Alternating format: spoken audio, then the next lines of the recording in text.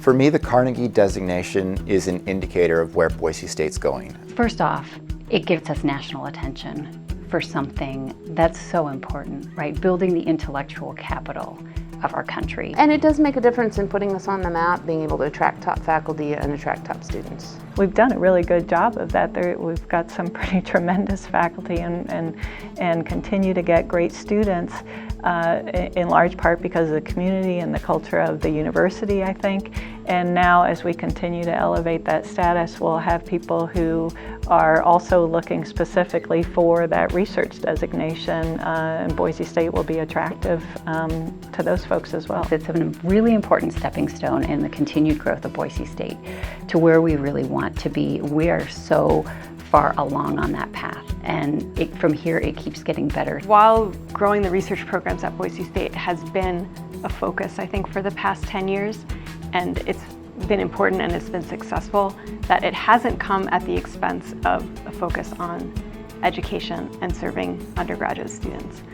If anything, that growth in research has really benefited the undergraduate students through just more opportunities for them to learn and be involved in research that's going on. For most of us, many of us, we learn when we do. Yes, you have to have that foundational knowledge, but when you see where that applies, when you start to see why you're taking those classes, when you build something or design something or run an experiment, that gives you that sort of like, oh, I see how it connects. There's a lot of research that shows that undergraduates participating in their own research is a great way to recruit and retain them. Well, our hope is that we're able to take that research culture into the community. Part of the development of the PhD program is this applied public service component. We want to be able to go to the communities and say, we're a resource for you. We can help in places where you need help. We graduate students who ultimately will be involved in applied science. Currently, more than 30 hydrology graduates are working in the Boise and Idaho areas, understanding very important water resource problems. We've had a PhD program in geophysics since 2000, and we've had a program in geoscience PhD since 2006. So we have a bit of a track record of recruiting graduate students for doctoral degrees. And we've had very good success with training these students to go on to big and great careers. What I notice now that we've gotten this Carnegie designation is that we have many peer departments within the university that we can look to for enhanced collaborative opportunities. We've shifted our culture, at least from my perspective, to hiring people who are much more focused on producing impactful research, and whether that's in the geosciences or in public administration or in economics, it doesn't matter. What we're doing is recruiting a different type of people than we used to recruit. We decided to put together a program where the students could be encouraged to think about and study deeply interesting questions in the public service, and then leave the building with a set of skills that can help them solve those problems. The main reason that they started the D&P degree is because we didn't have a practice side of the PhD in nursing, and so we really needed Doctor of Nursing Practice degrees to take the research that's created and transfer it into practice. So we take evidence that's already been established and put it into practice to improve healthcare outcomes and to also create system changes in healthcare. I'm the director of the Biomolecular Sciences PhD program. And this is a new program on campus. It started in about 4 years ago. And we've had our first graduates, so we're very happy about that. We have students that are involved in nanotechnology, looking at developing new therapeutic approaches for cancer, looking at coming up with new drug delivery platforms.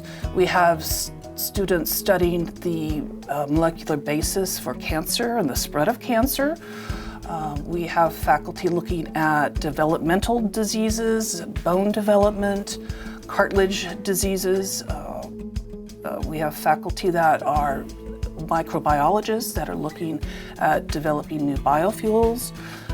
that are studying ways to inhibit bacterial growth in biomedical applications. So in February of 2016, we had the State Board of Idaho approved the new PhD program in Ecology, Evolution, and Behavior, which is incredibly exciting because that program bridges a whole bunch of different departments on the university. So it's the Department of Biological Sciences, Anthropology, and Geosciences. And this program is really geared to address some of the most relevant society problems we have today that are very complex and require that interdisciplinary perspective. I think there have always been world-class researchers at Boise State.